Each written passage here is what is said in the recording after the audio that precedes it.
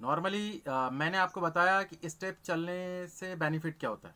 मैं बहुत दिन से आपको बोल रहा था खाना कैलोरीज के हिसाब से खाएं, खाना चूज करके खाएं, 20 रुपये, 50 रुपये, 100 रुपये, 500 रुपये वाला खाना खाएं।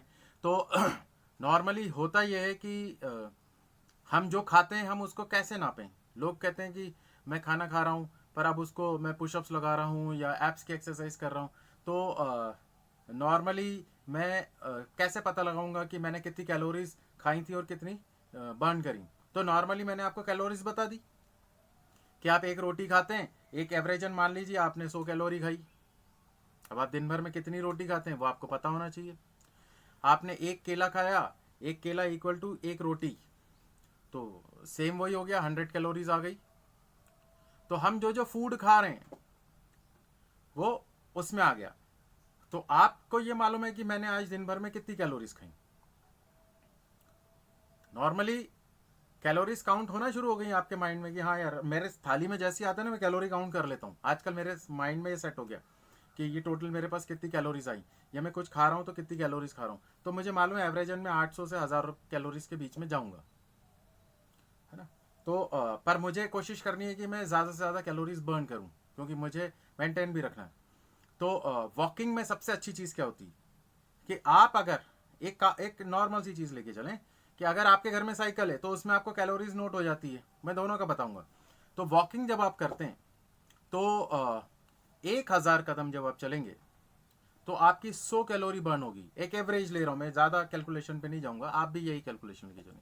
यानी हर 10 कदम पे 1 कैलोरी बर्न होती है। और रोटी खाई है हमने 100 कैलोरी की।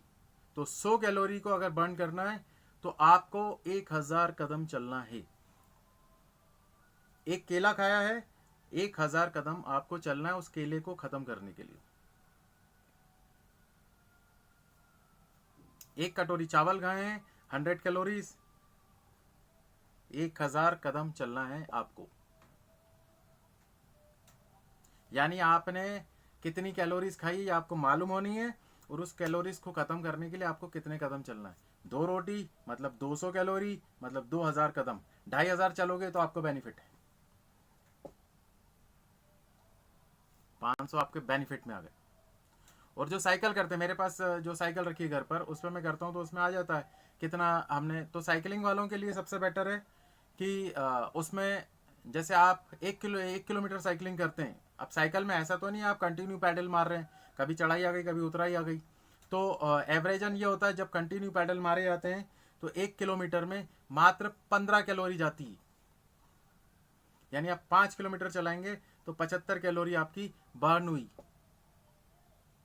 तो 10 किलोमीटर आपने चलाया तो 150 कैलोरी, यानी मात्र 1.5 रोटी आपने खत्म करी या 1.5 केला। आया समझ में। तो साइकिल की कैलोरी है 1 किलोमीटर में 15, और पैदल चलने की कैलोरी है 1000 स्टेप्स पर 100।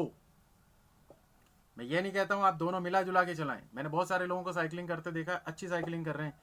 पर साइकिलिंग में ये भी होता है आप 20 किलोमीटर घूम कर आते हैं तो 20 किलोमीटर में 5 किलोमीटर आप ढलान पे भी चले जाते हैं जहां पे पैडल मारने की जरूरत नहीं होती।